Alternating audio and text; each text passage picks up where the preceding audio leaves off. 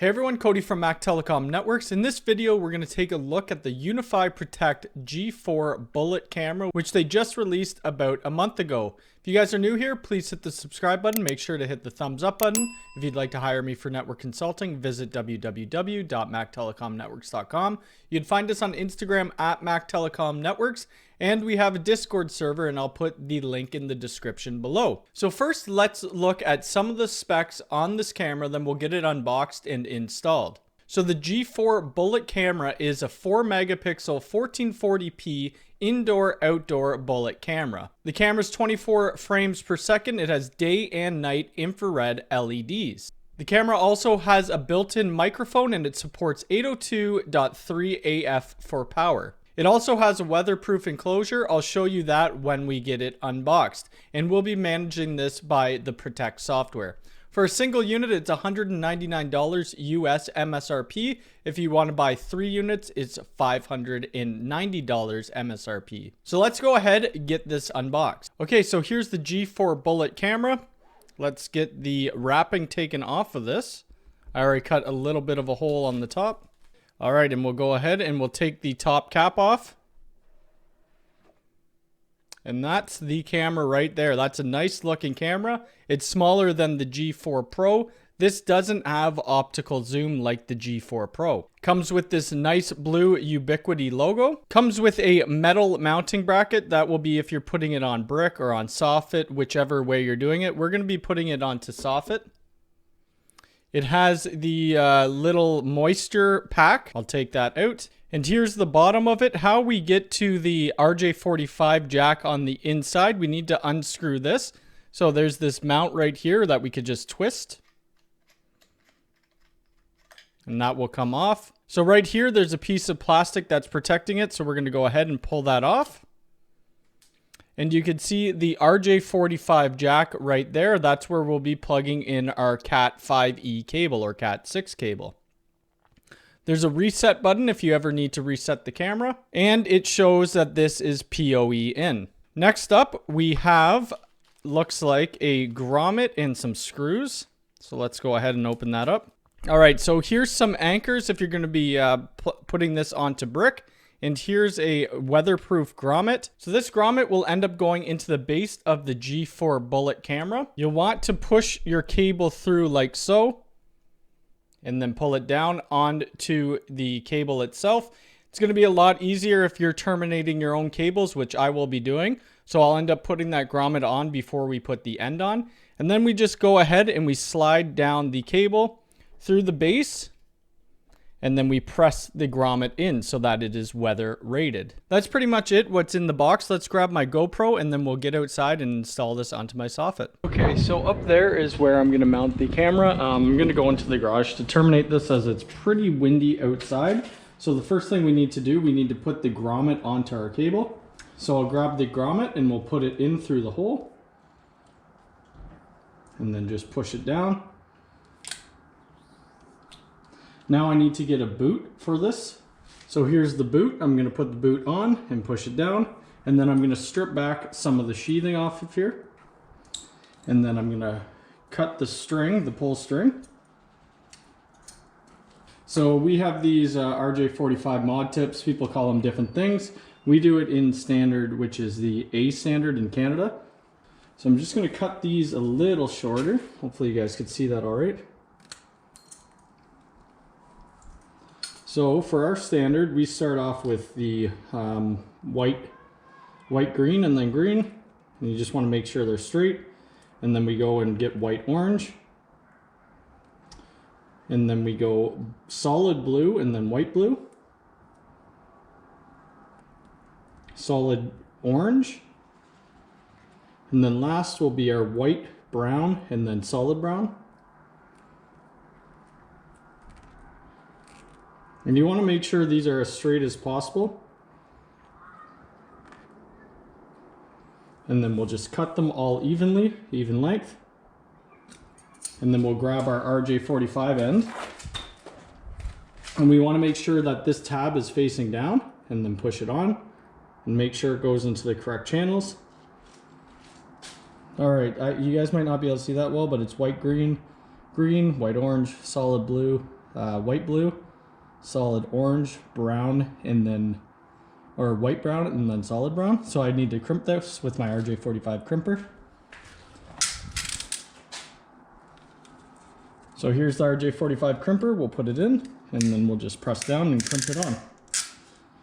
So now the end's done, we gotta put the boot up to it. So we'll just slide the boot up and then push it in. And there we go. So now we have an end on for our camera. We have quite a bit of slack. I'll end up coiling this in my garage. All right, so when I was unboxing this, I said that this was for your brick or for your soffit. This is actually if you're putting it on a pole. We only need this piece right here. So we're gonna take it down and unscrew it. And then this is gonna be our mounting piece that we're putting on our soffit. So this grommet, as you can see, I have it upside down. So I'm gonna try to pull it off and then just put it back on. We'll see if I can do it. All right, so then we'll push it on the correct way.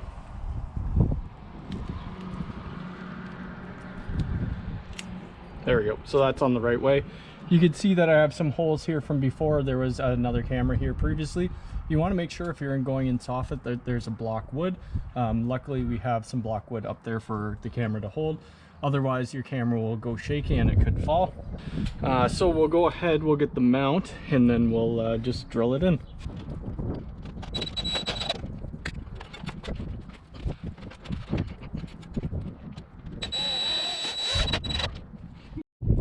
Okay, so now we have the bracket up. We need to put the cable through the mount. So we'll just push that down.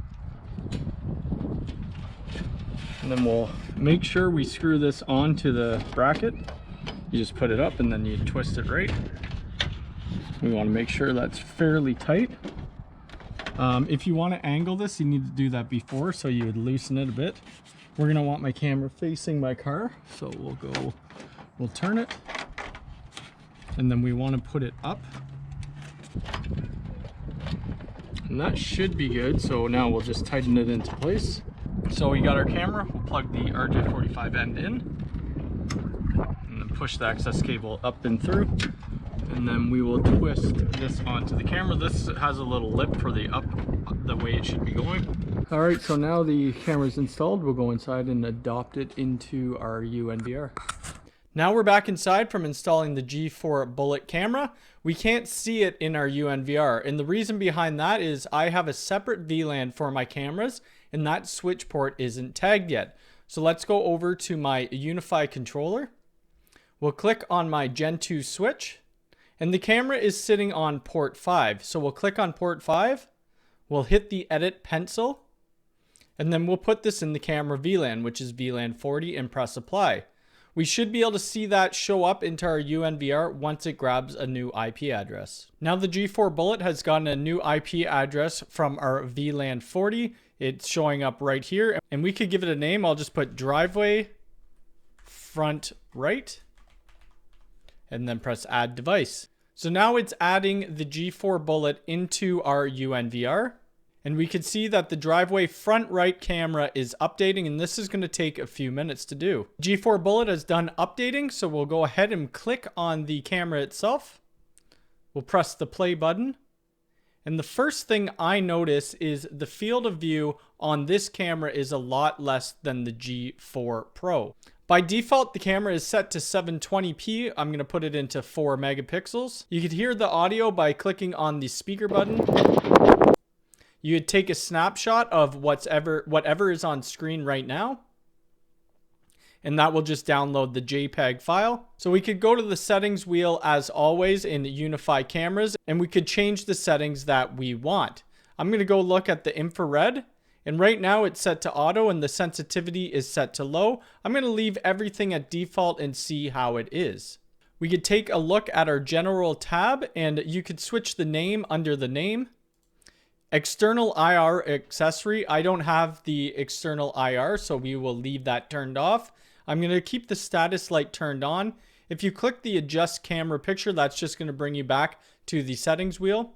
And you could have overlay information on if you want, the time, the camera name, logo, and the bitrate. Under recording, we could have our different recording settings. Right now, I'm going to leave it at 24-hour, 7 days a week recording, but you could have it set to never or just on motion events. This camera, since it is a G4 series of camera, does support high frame rate mode. By default, it's a 24 frame per second camera, and the image quality right now is set to 100%. If we select the high frame rate mode, it will set the camera to be 48 frames per second. At 48 frames per second, our camera will still do a 4 megapixel resolution. You could set your motion events. So minimum second of motion trigger event, the seconds to record before motion, seconds to record after the motion.